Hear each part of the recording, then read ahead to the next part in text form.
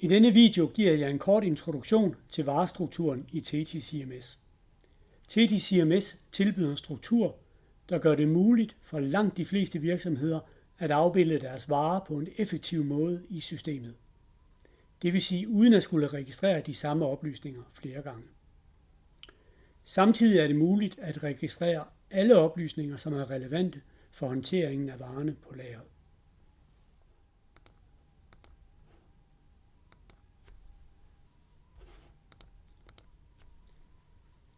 Alle handelsvarer har reference til et produkt.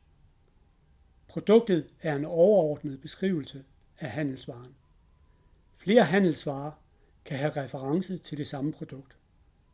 Lad os se på nogle eksempler.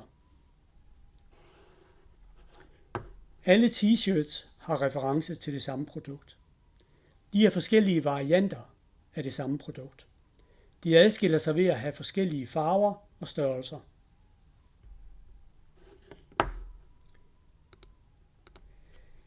De to vine har reference til det samme produkt. De indeholder den samme vin, men i forskellige årgange.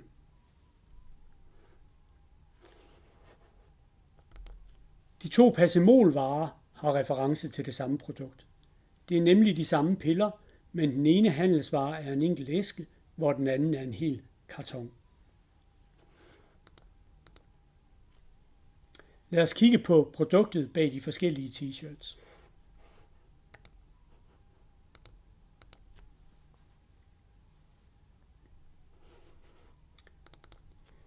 Et produkt hører til en produktgruppe. Produktgrupper er vigtige, fordi de er styrende for mange af systemets funktioner. De er også vigtige, fordi vores statistikker ofte tager udgangspunkt i summationer på produktgruppeniveau.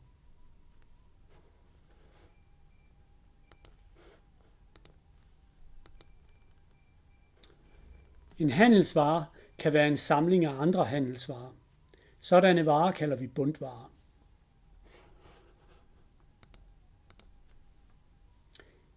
Et eksempel på en bundvare har vi i denne vare, som er et sortiment af t-shirts.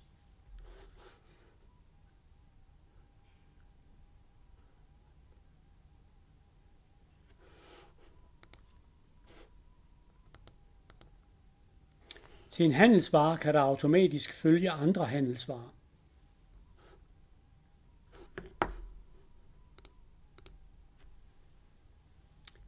Et eksempel har vi i uret her,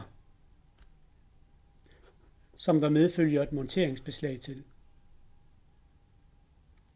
Kunden bestiller kun et ur, men får både ur og monteringsbeslag.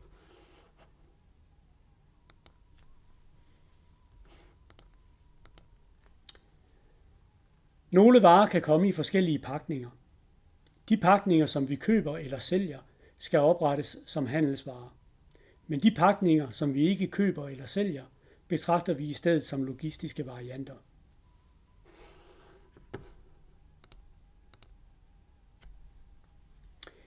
Et eksempel på en vare med logistiske varianter har vi her. Hver logistiske variant kan have sin egen stregkode. Med logistiske varianter er det muligt for lageret at håndtere varerne, når de befinder sig i andre pakninger end dem, som vi køber og sælger. Eksempler på sådanne pakninger er yderkartoner og helpaller.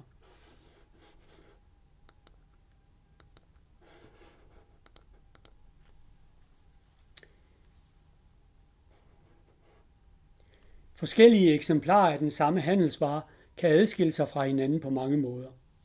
De kan have forskellige batchnumre eller udløbsdatoer. De kan være ankommet til lageret på forskellige tidspunkter, eller de kan adskille sig ved at befinde sig på forskellige lokationer. Eksemplarer, som har de samme egenskaber, udgør tilsammen en beholdning af varen.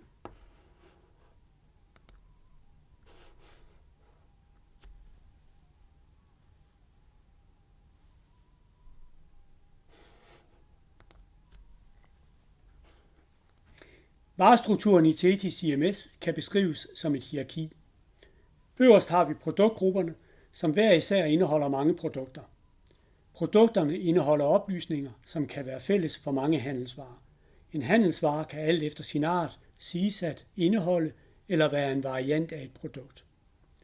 Endelig har vi under handelsvarerne beholdningerne, som afbilder de konkrete vareeksemplarer. Batchnummer, udløbsdato og selvfølgelig lokation er vigtige oplysninger på beholdningerne.